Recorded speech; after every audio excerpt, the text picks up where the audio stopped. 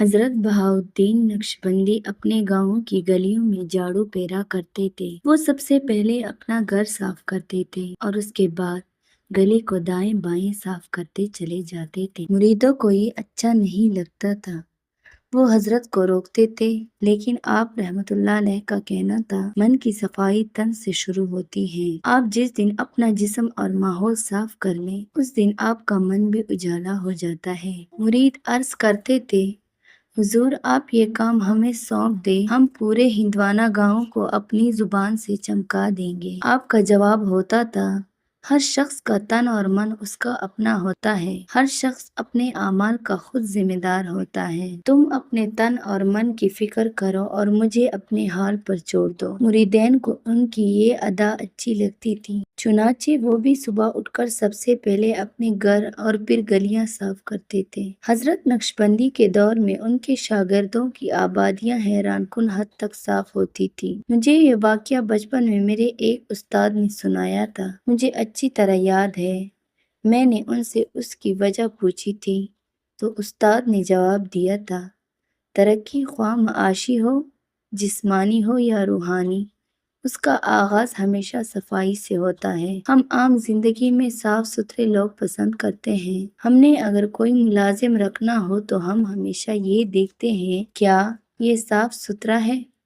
صاف ستھرے لوگوں کو ملازمت بھی جلدی مل جاتی ہے۔ آپ یہ بھی دیکھ لو، جن لوگوں کی دکانیں، ورکشاپس اور فیکٹریاں صاف ہوتی ہے، وہ لوگ دوسروں کے مقابلے میں زیادہ اور جلد کامیاب ہو جاتے ہیں۔ دنیا میں صف اول کے تمام ملکوں میں صفائی کامن ہوتی ہے، جبکہ تیسری دنیا کے زیادہ تر ملک اور لوگ گندے ہوتے ہیں۔ چنانچہ آپ نے اگر انفرادی یا اجتماعی طور پر ترقی کرنی ہو تو آپ کا صاف ستھرا ہونا ضروری ہے۔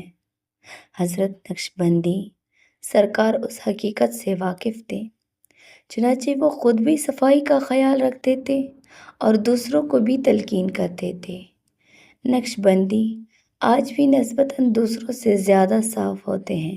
حضرت کے بارے میں مشہور تھا، آپ کی وصال کے بعد بھی آپ کے صحن سے تازہ جھاڑو پھرنے کی خوشبو آتی تھی، یوں محسوس ہوتا تھا کسی نے ابھی ابھی جھاڑو پھیرا ہو۔ میں اس ویکینڈ پر چھٹی مرتبہ بخارا میں حضرت نقشبندی کے مزار پر حاضر ہوا۔ ہم 44 لوگ تھے، ہمارے ساتھ اس مرتبہ شمالی وزیرستان کے ایک MNA بھی تھے۔ یہ دیندار ہیں، مدرسہ چلاتے ہیں اور صحیح بخاری کے عالم ہیں۔ انہوں نے مزار پر کھڑے ہو کر طویل دعا کرائی۔ ان کی دعا میں بہت اثر تھا، لیکن مزار شریف کی صفائی نے کہیں زیادہ متاثر کیا۔ مزار کے دائیں بائیں مثالی صفائی تھی۔ یہاں کبھی گاؤں ہوتا تھا، لیکن حکومت نے سارا گاؤں خرید کر نقشبندی کمپلیکس بنا دیا۔ اب وہاں مسجدیں، حجرے، میوزیم اور ہینڈی کرافٹ کی دکانیں ہیں۔ ہم پورے کمپلیکس میں پھرتے رہے، لیکن ہمیں کسی جگہ کوئی بوتل، ریپر اور ٹشو پیپر دکھائی نہیں دیا۔ یہ صفائی صرف نقشبندی کمپلیکس تک محدود نہیں تھی، بلکہ ہمیں تاشقند، سمرقند اور بخارا تینوں شہروں میں کسی جگہ کچرا دکھائی نہیں دیا۔ ہم نے 3 مرتبہ ٹرین میں سفر کیا۔ یہ سفر 1000 کلومیٹر سے زیادہ تھا۔ ہم تاشقند سے سمرقند گئے، وہاں سے بخارا کی ٹرین لی۔ میرا گروپ خیوا چلا گیا، جبکہ میں سمرقند سے ہوتا ہوا تاشقند اور وہاں سے واپس پاکستان آ گیا۔ آپ یقین کریں، ہمیں کسی جگہ کچرا اور گندگی نظر نہیں آئی۔ ٹرین کی پٹڑی کے ساتھ کسی قسم کی تجاوزات نہیں تھی۔ پٹڑی کی دونوں سائیڈز 50-50 میٹر تک مکمل صاف اور کلیئر تھی۔ آبادی اس کے بعد شروع ہوتی تھی اور یہ بھی سلیقے کے ساتھ تھی۔ کوئی گھر یا عمارت بری یا گندی نہیں تھی۔ جانوروں کے باڑوں میں بھی سلیقہ اور صفائی نظر آتی تھی۔ کھیت اور باغ بھی ترتیب کے ساتھ تھے، فصلوں کی لائنیں تک سیدھی تھی۔ مجھے بائی روڈ بھی سفر کا موقع ملا۔ آپ یقین کریں، کسی سڑک پر کوئی تجاوز نہیں تھی، دکانیں اندر تک محدود تھی، کسی سڑک پر کوئی ریہڑی تھی اور نہ کرسی اور میز۔ فٹ پاتھ اور سروس روڈ مکمل کلیئر اور صاف تھی۔ لوگ بھی صرف زیبرا کراس سے سڑک عبور کر رہے تھے، درمیان سے سڑک پار کرنے کی کوئی مثال نظر نہیں آئی۔ ہمیں ہوٹل سے ایک نوجوان سڑک کے درمیان چلتا اور پار کرتا دکھائی دیا۔ ہمیں بہت حیرت ہوئی، لیکن جب وہ قریب آیا تو پتہ چلا وہ ہمارے گروپ کا پاکستانی بھائی تھا۔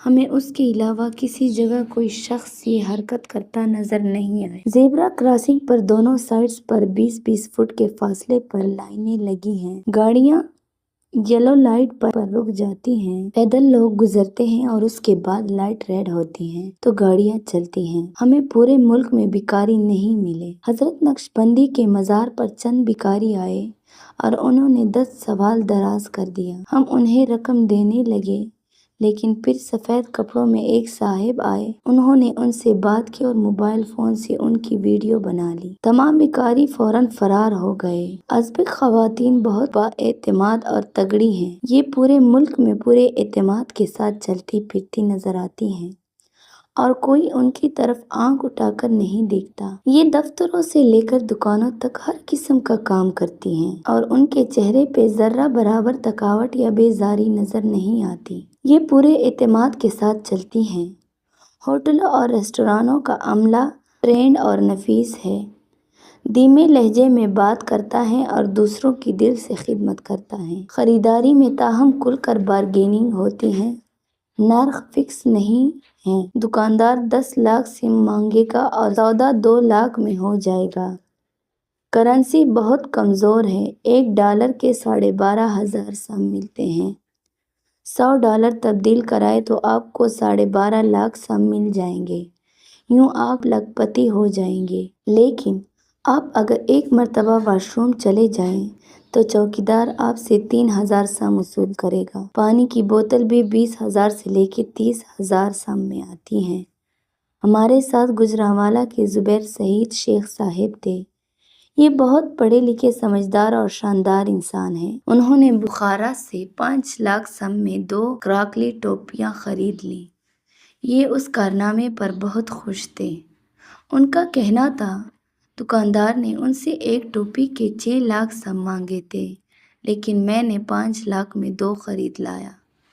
ہم 2 دن ان کی دوسری ٹوپی نیلام کرتے رہے، لیکن بدقسمتی سے سودا نہیں ہو سکا۔ شیخ صاحب کا خیال ہے، میں اب یہ گجرانوالہ میں فروخت کروں گا، لہٰذا گجرانوالہ کے شہریوں کے لیے وارننگ ہے، ٹوپی آ رہی ہے، خریداری کا بندوبست کر لیں۔ شیخ صاحب کا کہنا تھا، یہ میری زندگی کی مہنگی ترین ٹوپی ہے۔ میں اب کہہ سکتا ہوں میں 2.5 لاکھ کی ٹوپی پہنتا ہوں۔ مجھے اس مرتبہ یہ بھی پتہ چلا، بادام بھی زندہ اور مردہ ہوتے ہیں۔ یہ لوگ تازہ باداموں کو زندہ اور پرانے باداموں کو مردہ کہتے ہیں۔ ان کا خیال ہے مردہ باداموں میں تیل کم ہو جاتا ہے، چنانچہ ان کی افادیت اور تاثیر کم ہو جاتی ہے، جبکہ تازہ دم میں یہ دونوں خوبیاں وافر مقدار میں ہوتی ہیں۔ میں روزانہ بادام کھاتا ہوں۔ میں نے دنیا جہاں کے بادام ٹرائی کیے، لیکن آپ یقین کریں ازبکستان کے باداموں کا کوئی مقابلہ نہیں۔ آپ کو اگر ایک مرتبہ ان کا ذائقہ لگ جائے تو پھر آپ پوری زندگی ان سے پیچھا نہیں چھڑا سکیں گے۔ ازبکستان اسلامی بلکہ مذہبی ملک ہے۔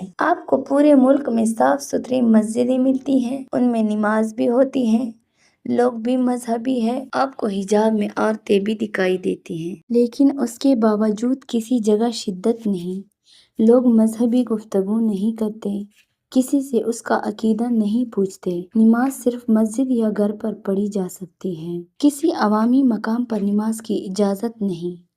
ہمارے گائیڈ داستان نے بتایا، ہم اسلامی ملک نہیں مسلمان ملک ہیں، چنانچہ یہاں دوسرے مذہب کے لوگ محفوظ ہیں، ہم کھلے دل کے ساتھ انہیں قبول کرتے ہیں۔ تمام مساجد حکومت کے کنٹرول میں ہیں، امام حکومت تعینات کرتی ہے اور یہ تعلیم بھی حکومتی مدارس میں حاصل کرتا ہے۔ امام صرف نماز پڑھا سکتا ہے، اسے کسی قسم کی تقریر کی اجازت نہیں۔ وہ حکومت بھجواتی ہے اور امام اسے پڑھنے کا پابند ہوتا ہے۔ ملک میں تبلیغ کی اجازت نہیں۔ ان کا خیال ہے ہم نے جتنا مسلمان بننا تھا ہم بن چکے ہیں، ہمیں مزید تبلیغ کی ضرورت نہیں۔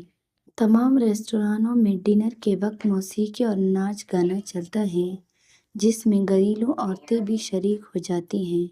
شراب عام دستیاب ہے، لیکن کوئی شخص سرعام نہیں پی سکتا۔ لوگ صرف ریسٹورانوں میں شراب نوشی کر سکتے ہیں یا ہوٹل یا گھر میں، اور ہم نے پورے ملک میں کسی شخص کو لڑتے جھگڑتے نہیں دیکھا، بلکہ رکیے ہم نے کسی شخص کو اونچی آواز میں کسی سے مخاطب ہوتے بھی نہیں دیکھا۔ کیوں؟ میرے پاس اس کا کوئی جواب نہیں، میرے پاس اس سوال کا بھی کوئی جواب نہیں۔ اگر یہ لوگ مسلمان ہیں تو پھر ہم کیا ہیں؟ دوسرا، اگر یہ لوگ پوری قوم میں نظم و ضبط پیدا کر سکتے ہیں تو ہم کیوں نہیں؟ کیا آپ کے پاس ان دو سوالوں کا جواب ہے؟